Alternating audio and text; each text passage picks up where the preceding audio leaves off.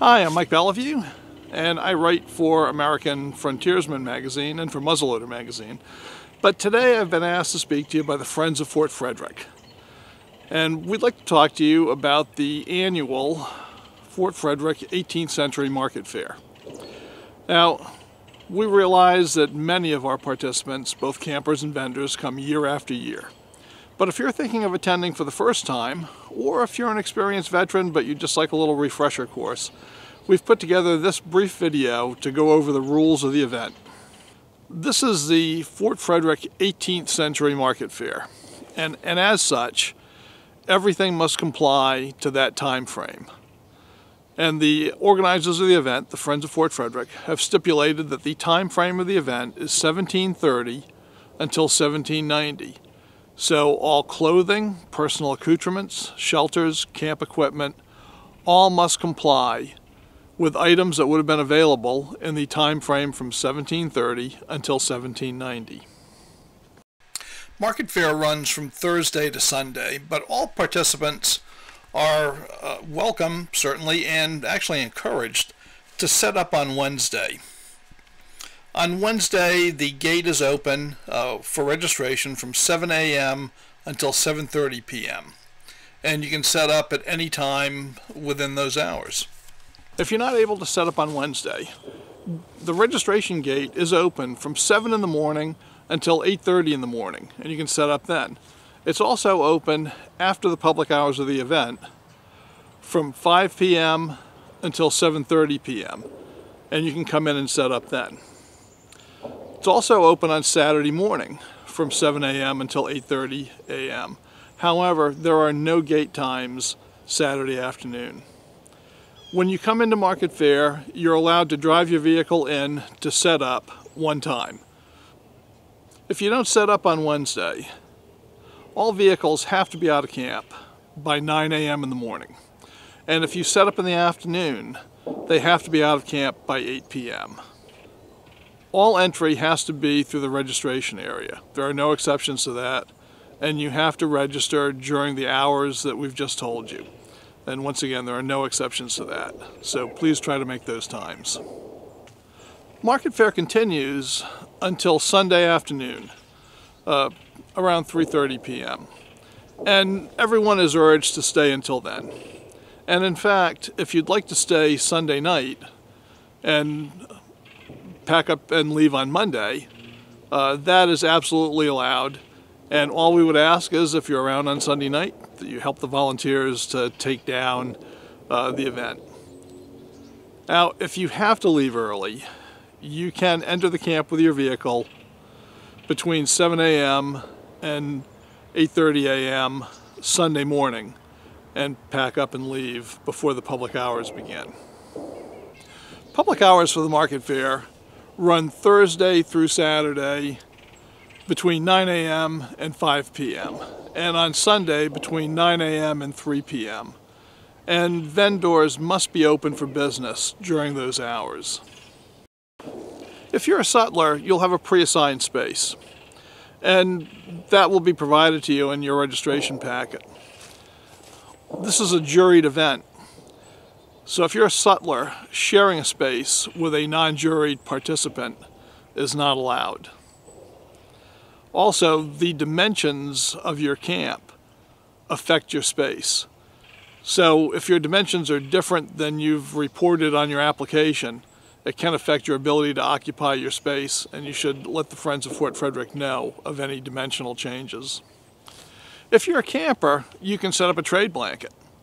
And trade blankets have to be set up outside of the sutlers area. No trade blankets are allowed in that area. So in your tent area, along the road outside of the sutlers area, those are areas where trade blankets can be maintained. You should have less than $750 worth of merchandise on your trade blanket. If you're a participant, whether you're a camper or a vendor, you're expected to remain in 18th century attire during the entire event. In the case of the Market Fair, proper attire means clothing that would have been worn between 1730 and 1790. Unacceptable attire includes mountain man type fringed buckskin shirts and pants, 19th century waistcoats or vests, uncovered modern shoes, unless they're medically required, top hats, Glengarrys, straw boaters, also known as 19th century flat-crowned straw hats. As with your clothing, your tentage and camp gear should conform to the 18th century time frame of the event. So acceptable forms of tentage would be dining flies, diamond shelters, wall tents, wedge tents, marquee tents. Any of those are acceptable. What is not acceptable would be 19th century and 20th century type tents like Wayland tents, Baker tents, pyramid tents or hunter's tents as they're called, which go up with one pole right in the center, or teepees, Plains Indian teepees. Those are not allowed. After dark, you're expected to light your camp with period style lighting. That means oil lamps or candles. No fluorescent lights, no incandescent lights. Strictly period. Campfire, oil lamps, candles. The event provides access to free firewood and water. Maryland State Park regulations do not allow firewood to be brought in from outside of the event.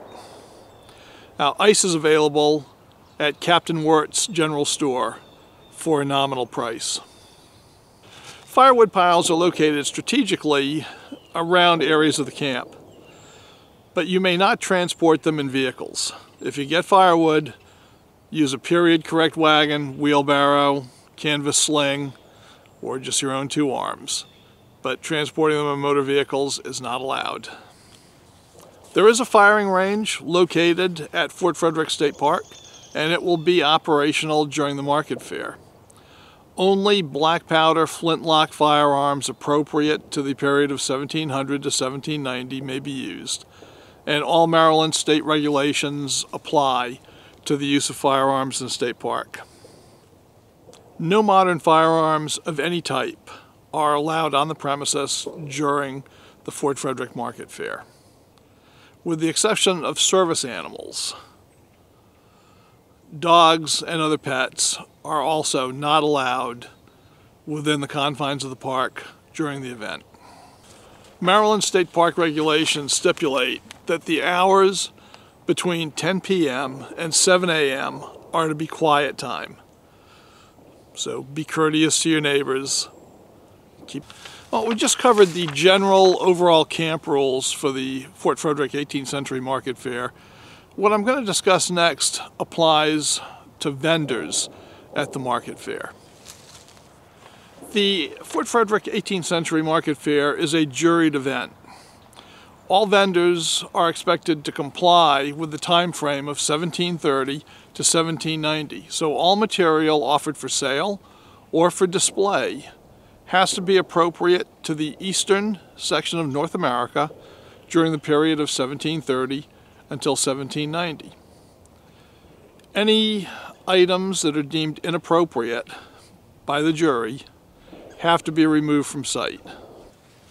If you want to question the decision of the trade committee as to the appropriateness of an item for the time period, the burden of proof rests on you as the vendor.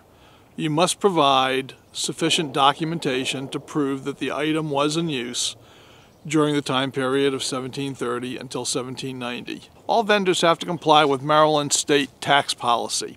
All vendors have to have a Maryland permanent or temporary tax and use license, and you should have a copy of that to be provided if needed.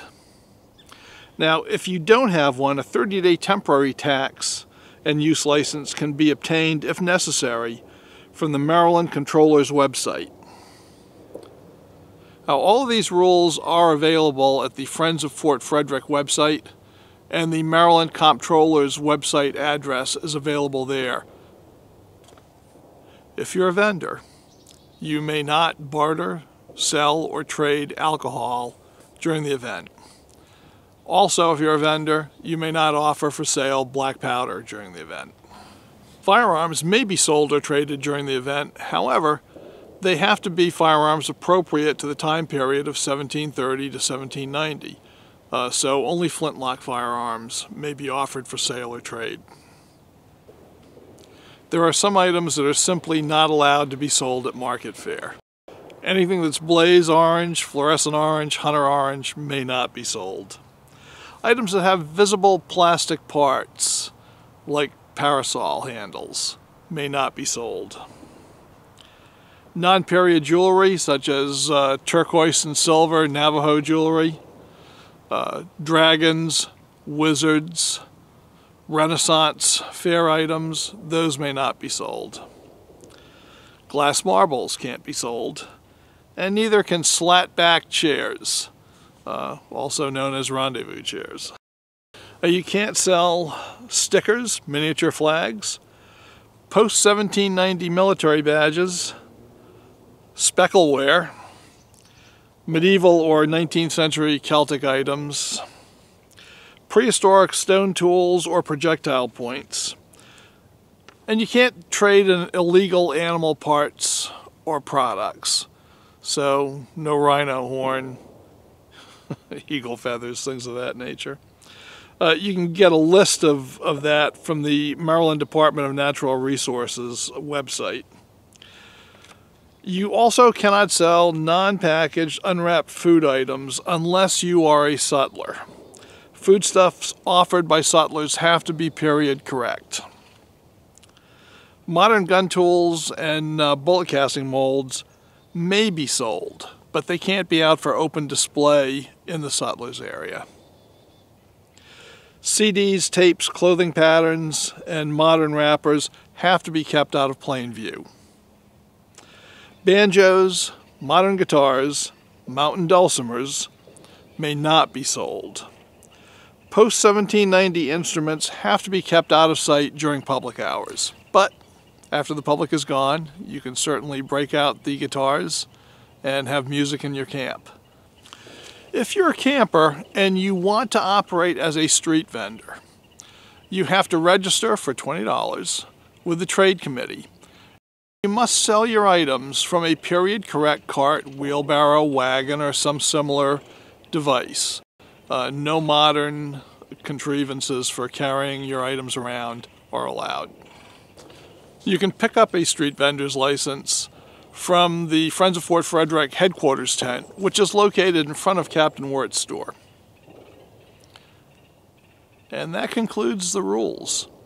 I know it sounds like there's a lot of rules, but really they're very easy to comply with. And if you come to the market fair, I think like me, you will find it's a wonderful experience and you'll want to come back year after year. So I'm looking forward to seeing you this April at the market fair.